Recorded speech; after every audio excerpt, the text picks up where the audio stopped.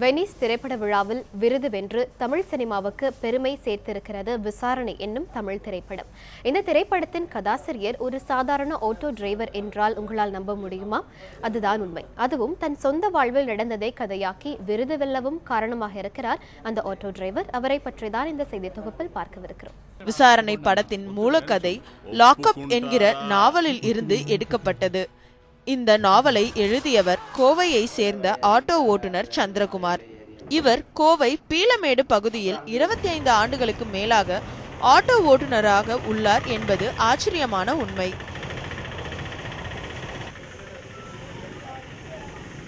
ஏழ்மையான குடும்பத்தை சேர்ந்த சந்திரகுமார் 10ஆம் வகுப்பு வரை மட்டுமே படித்துள்ளார். சிறு வயது முதலே வாசிப்பு ஆர்வம் மிக்கவர்.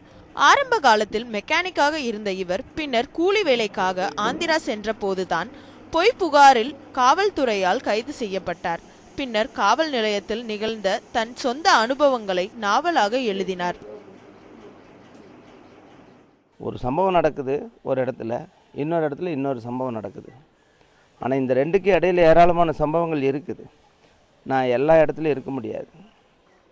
ஆனால் ஒரு புள்ளியிலிருந்து தொடங்கி இன்னொரு புள்ளியில் இருக்கிற அந்த பகுதிக்கு போய் சேருவதற்காக நான் இந்த இடையில் இருக்கிற பகுதிகளை நான் என்னுடைய புனைவு வழி தான் கட்டுறேன்.